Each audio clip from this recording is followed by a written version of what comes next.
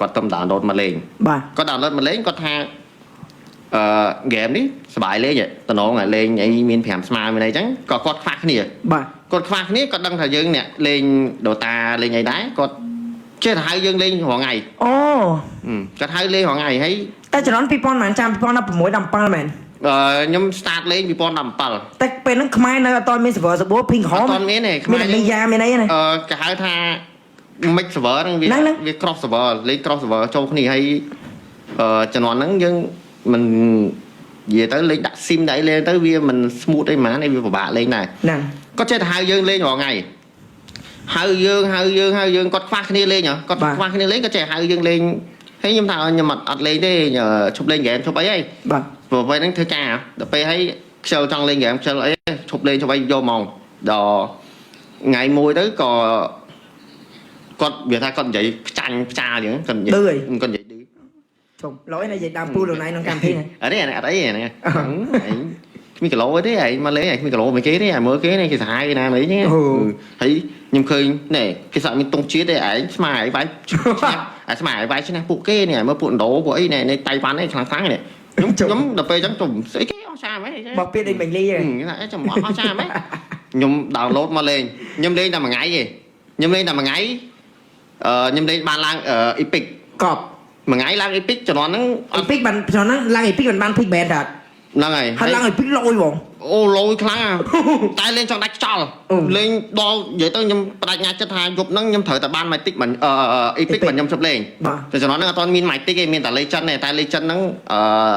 ខ្ញុំលេងចំណាយពេលតែខ្ញុំមិនលេងដល់ជំនាន់ហ្នឹងខ្ញុំចំណាយពេលយ៉ាងយូរបន្តិចទៀតបើខ្ញុំលេងដល់ Legend ព្រោះ Yes ពេលហ្នឹង win rate វាអត់មានលើសខ្វះគ្នាទេលេង5ហ្គេមអីវាមានឈ្នះ2ឈ្នះ3ចាញ់2ចាញ់3និយាយទៅម្ដងម្សងគ្នាប៉ុន្តែយើងចំណេញស្នាពេលដែលយើងឈ្នះឧទាហរណ៍ឥឡូវយើងលេងចំនួន50ហ្គេមយើងចាញ់25ឈ្នះ25តែយើងបាន star យើងអាចបាន30ទៅ35ឯសារតែវា bonus star ហើយអញ្ចឹងទៅបើយើងអាចមានឱកាសឡើងទៅកាន់ epic ពេលហ្នឹងខ្ញុំលេងមួយថ្ងៃហ្នឹងខ្ញុំលេងឡើងដល់ epic ខ្ញុំលេងតែមួយ hero ឯងខ្ញុំលេងតែអាលូកាតទេចំណុចហ្នឹងអាលូកាតធំហ៎លេងតែអាលូកាតយកអាលូកាតមកលេងតែសារអាលូកាតហ្នឹងវាស្តៀង hero League of Legends មួយដែរ hero ខ្ញុំ play ឈ្មោះបាត់ហើយយ៉ាសូមែនទេយ៉ាសូកាត់ដាវយ៉ាងកាប់3ដងចេញព្យួរ hero គេនោះវាស្តៀងគ្នាកាប់តង់ទៅបើខ្ញុំលេងអញ្ចឹងចូលចា hero ស្តៀងគ្នាខ្ញុំលេងតែអាហ្នឹងយកepic ពេលខ្ញុំឡើងដល់ rank epic ទៅបាទ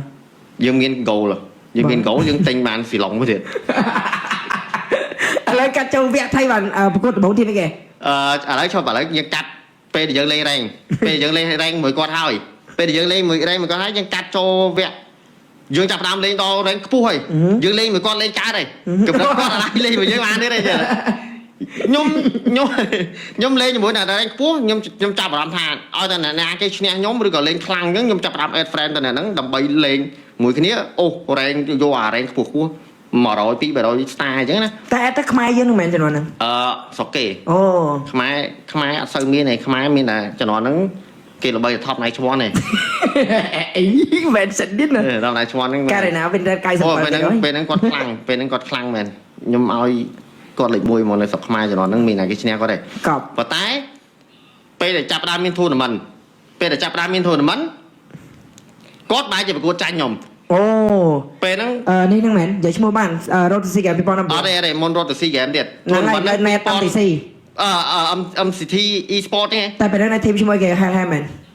ហ្នឹងហើយ Helham គាត់ MVP នៅពេលហ្នឹងគាត់នៅគាត់ដូចជាមិនមែន MVP គាត់ដាក់តើរត់ទៅស៊ីហ្គេមបាន MVP គាត់ស្អីទេខ្ញុំភ្លេចហើយឈ្មោះស្តៀង Helham ដូចជា Dream X ហ្នឹងរបៀបចឹងដូចជាដាក់ចាញ់សាកាយពេលហ្នឹងខ្ញុំភ្លេចតែខ្ញុំដឹងតែខ្ញុំពេលហ្នឹងខ្ញុំលេងខ្ញុំលេងគេនេះ3ហ្គេមជាប់គ្នាខ្ញុំលេងអេលីខ្ញុំលេងអេលីទាំង3ហ្គេមជាប់គ្នា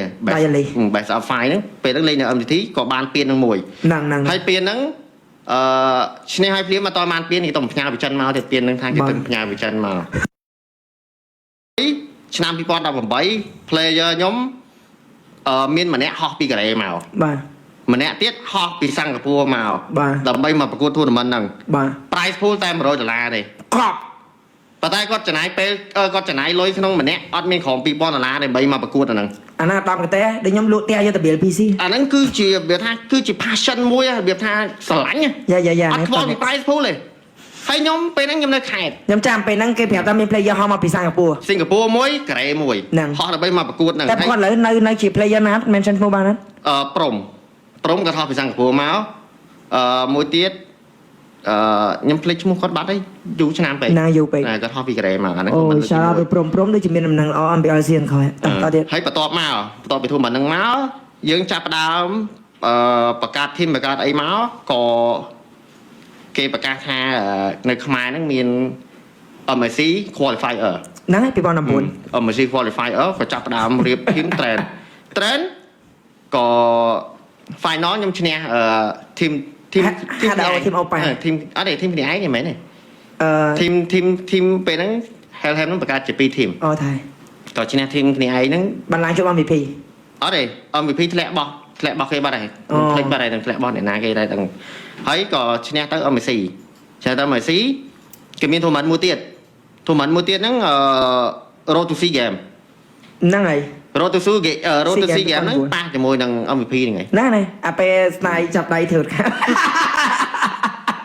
ពេលហ្នឹងខ្ញុំ trash talk ដែរឥឡូវតែប៉ះរឿងហូរហើយនិយាយជាកំ pl បានពេលហ្នឹងស្ដាយហើយតែខ្ញុំវានឹងវិធីកខ្ញុំដឹងឲ្យស្មានថាភ្លេចខ្លួនខោមែនទេអូពេលហ្នឹង trash talk trash talk top nice one ណាស់ដែរពេលហ្នឹងចាំបានហើយក៏ប៉ះគ្នាទៀតប៉ះគ្នានៅM1 qualifier ប៉ះ top nice one ទៀតនេះទៅនិយាយថាចុះបើគាត់ពេលហ្នឹងលេខ2ស្រុកខ្មែរហ្នឹងហើយលេខ1ធីមលេខ1លេខ2ទៅ final នឹងប៉ះគ្នាម្នាក់មកខាងប៉ះគាត់ទៀតនិយាយទៅឈ្នះគាត់ទៅពេលហ្នឹងឈ្នះ4 tournament នៅស្រុកខ្មែរហ្នឹងក៏ឈ្នះរហូតដល់ពេលហើយខ្ញុំទៅប្រកួត M1 មុនហើយបានមកវិញមកពី SEA Game ដល់ពេលមកពី SEA Game ទៅក៏ពេលហ្នឹងក៏គឺដល់ធំក៏កើតឡើងអាពេលហ្នឹងមែនយ៉ាតែនិយាយបាន skip ចោលយើងកម្មវិធីឡើងមានថតទុកណាយ៉ានិយាយខមានជួបមេតាវីជួបមេតាវីគេក៏សម្រាប់ចិត្តថាយើង focus លើ live stream អីចឹងណាឈៀលអីចឹងរៀងផ្អាកពីការប្រកួតដល់ពេលផ្អាកយូរទៅវាចេះតែកាន់តែយូរទៅមើលទៅដោយសារតែឃើញថាក្រុមឥឡូវអត់យើងក៏គេអាចលេងបានដែរអូហ្នឹងពេលហ្នឹងដល់ពេលអញ្ចឹងទៅក៏ខ្ញុំមានអារម្មណ៍ថាអូហើយខ្ញុំស្រឡាញ់ពួកក្មេងៗដូចអាតេវជំនាន់ហ្នឹងមានតើមានដូចអាតេវដូច Baby Night ដូចសែនបាត់អាសែនអីចឹងណាហ្នឹងហើយក៏ឲ្យគាត់លេងទៅបើពេលដែលខ្ញុំលេងហ្នឹងដោយសារតែខ្ញុំគិតថាដល់ពេលហ្នឹងខ្ញុំលេងគឺខ្ញុំឆ្លាស់រ៉ូលរហូតមូលហេតុអីបើខ្ញុំឆ្លាស់រ៉ូលដោយសារតែធីមខ្ញុំ5នាក់ពេលខ្លះស្ទើរយើងលេងហ្នឹងស្ទើរ Experience Land ហ្នឹងខ្ញុំទៅលេង Experience Land ហ្នឹងស្ទើរ Jungler ខ្ញុំទៅលេង Jungler ហ្នឹងស្ទើរ Goal ខ្ញុំទៅលេង Goal 3 tournament ខ្ញុំលេង role 3ខុសគ្នាទាំងអស់ M1 ឯងស្ទើរតែងឯងគេទៅការមេតាតែង2ក្រកខ្ញុំទៅលេងតែង2តែវសិនមិត្តខ្ញុំទៅលេងតែងម្នាក់ប៊ុំព្រោះជំនាន់ហ្នឹងគេលេងតែង2អត់ដូចឥឡូវទេជំនាន់ហ្នឹងគេលេងតែង2ខ្ញុំទៅលេងតែងទៀតហ្នឹងដោរហូតដល់ពេលហើយក្រោយមកក៏គេចាប់ផ្ដើមអាប់ដេតផាច់អាប់ដេតអីមានរ៉ូលអីច្បាស់លាស់តបគេនៅយើងអត់ទេតែប៉ិតពេលហ្នឹងខ្ញុំនៅទៅលេងម៉ានឯងគ្រាន់ថាខ្ញុំខណៈពីក្រៅផាច់យើងរៀបចំគាត់លេងទៅវាមានអារម្មណ៍លក្ខណៈងាយស្រួលយើងទៅអង្គុយលេងខ្លួនឯងត្រូវណាមួយចេះឥឡូវជួយឆ្លើយឲ្យបើពីខ្ញុំមើលទៅឃើញផាត់ក្រណារបស់ដែលធ្វើជាអ្នកគ្រប់គ្រងមានច្រើននឹងរៀបផ្លូវដើរប្រកួតបើឲ្យប្រកួតទៅធ្វើអត់ការទេប្រកួតបោះ focus ហ្នឹងហើយអញ្ចឹងដល់ពេលយើងបត់មកហ្នឹងមានអារម្មណ៍ត្រូវមកថាហ្នឹងហើយត្រូវហើយក៏យកដឹងថាហ្នឹងហៅថា founder ដែរពេលហ្នឹងថាអត់មានចាប់អារម្មណ៍ទេពេលហ្នឹងគ្រាន់ថាយើងគ្រប់គ្រងគាត់នៅផ្ទះជុំគ្នាជំនាន់ហ្នឹងអត់ទាន់មានការប្រកួតជាលីកឬក៏អីទេហើយមួយឆ្នាំអីមានការប្រកួតអត់សម័យថាការងារជាបោះ founder ត្រូវមិនអត់ដឹងតែឃើញដល់ថាឥឡូវមានលីកមានអីចឹងទេគ្រាន់តែយើងសម័យហ្នឹងថ្ងៃក្រោយទៅបើយើងមាន MPL ដែរវាតំណងអីចឹងណាយើងអាចប្រកួតមួយស្រុកគេបានអីចឹងណាព្រោះពេលហ្នឹងការជំនាន់ខ្ញុំទៅហ្នឹងប្រកួតដែរឈ្នះគេទេណាដេចណាបាច់ទៅចាញ់អេនិយាយបានហ្នឹងយើងទៅទទួលស្គាល់យើងទៅទទួលស្គាល់ហើយពេលហ្នឹងទៅចាញ់ចុះយើងមានបាត់សោត MPL យើងខុសគ្នាមួយគេឆ្ងាយហ្មងស្បែកយើងវាយមួយ Navi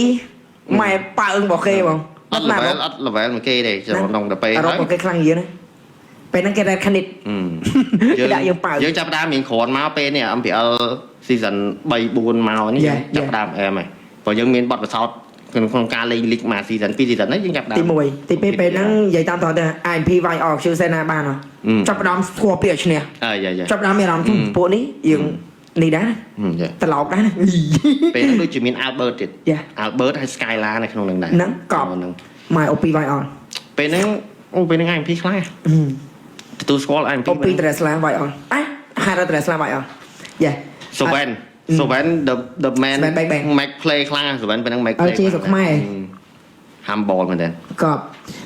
មកឡើយខ្ញុំជឿថាអ្នកនរគ្នាស្គាល់គាត់តែឥឡូវ focus ចូលយើងបានដឹងថាថៃបាន Paragon គាត់បាត់ជីវិតមកជា founder វិញអ្នកនរគ្នាហើយយើងពិតជាស្រឡាញ់នៅក្នុងការបាត់ជីវិតរបស់គាត់ដែលឥឡូវនេះអ្នកគ្នាស្គាល់ Paragon អ្នកខ្លះស្គាល់ក្រោយដឹងតែគាត់ជា founder CS0 តែប្រវត្តិគាត់គឺគាត់ធ្វើឲ្យការងារដូចខ្ញុំក៏មាន streamer ធ្វើថតវីដេអូធ្វើអីក៏ធ្វើឲ្យ